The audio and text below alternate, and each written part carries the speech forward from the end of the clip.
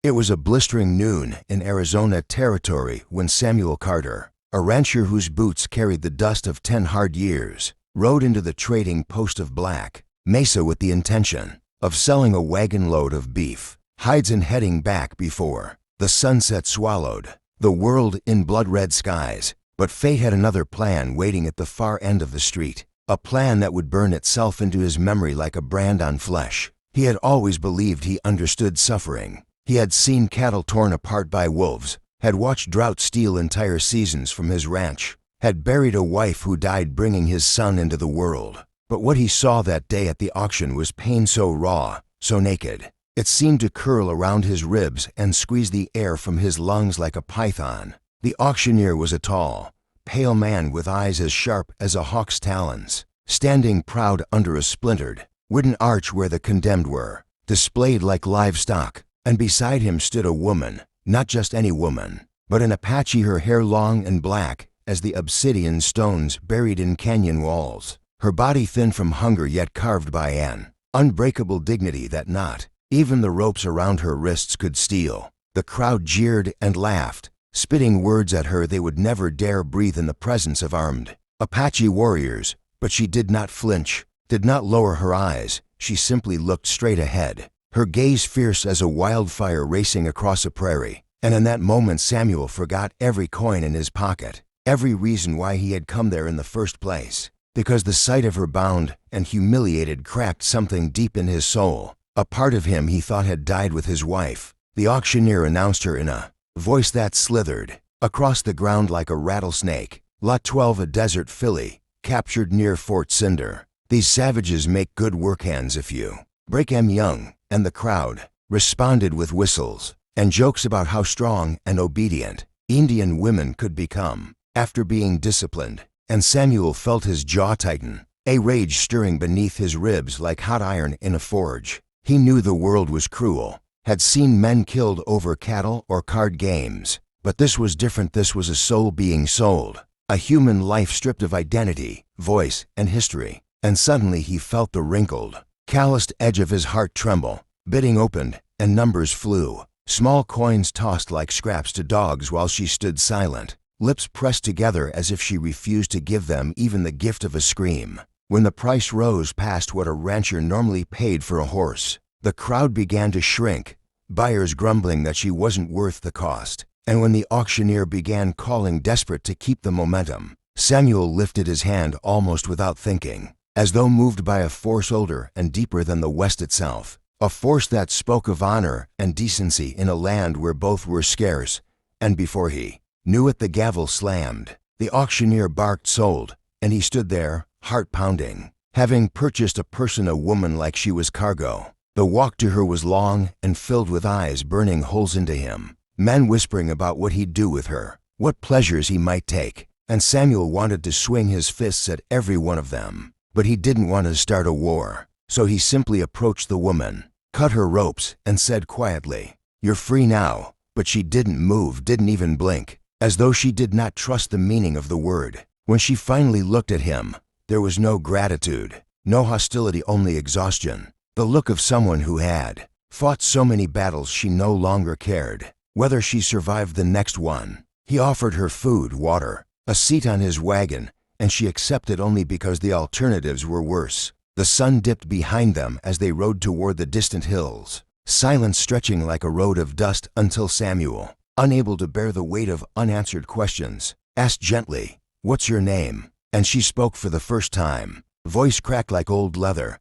"I had a name once," she whispered, "but the ones who took me called me nothing." And Samuel felt the ache of those words deep in his bones. They reached his ranch at dusk, his son Daniel running out to greet him, curious about the stranger in the wagon. And Samuel explained she would be resting there until she recovered. But the woman stiffened at the word rest, as though she had never known it. And Daniel, still young and pure-hearted, simply offered her a blanket, something bright and woven by his late mother. And for a moment the woman's eyes softened. In the days that followed, she slept in the barn, not the house, refusing the comfort of walls. And every attempt Samuel made to talk to her was met with silence or brief, cold answers.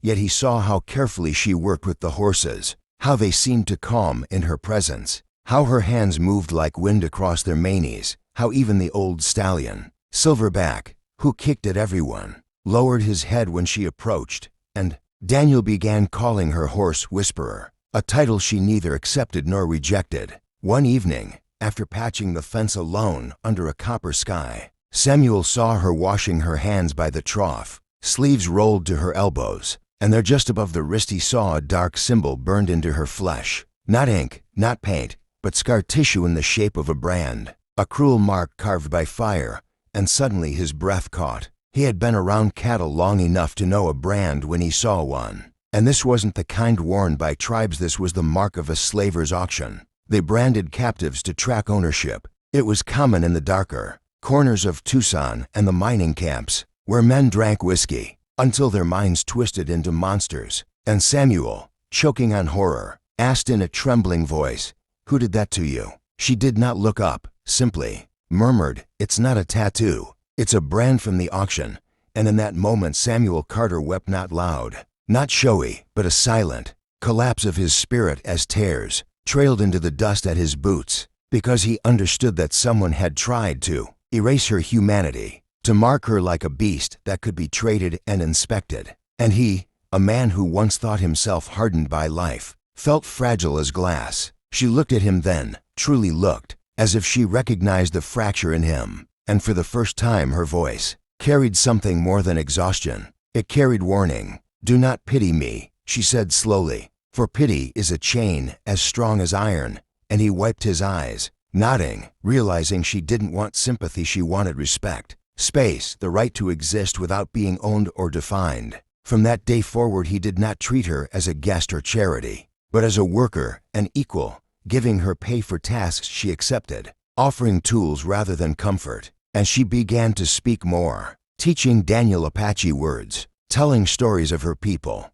how the mountains carried the voices of their ancestors, how the wind told secrets if one listened closely. She never spoke of the day she was captured, of the ambush that took her from her tribe, but her eyes sometimes drifted to the horizon in a way Samuel recognized, the gaze of someone who has lost home and cannot accept a new one. Weeks passed and news spread like wildfire. Apache girl living with a rancher. Men came asking if he wanted to sell her, if he'd rent her for labor or pleasure, and Samuel's fists tightened, his temper simmering until he warned them he'd shoot the next man who asked, and eventually they stopped. But trouble never sleeps long in the West. One morning, just after sunrise, riders from Fort Cinder arrived, government men with papers declaring that any Native female captured in combat was government property to be processed, relocated, or repurposed, and Samuel refused to hand her over, saying she was no property at all, that she was a free woman.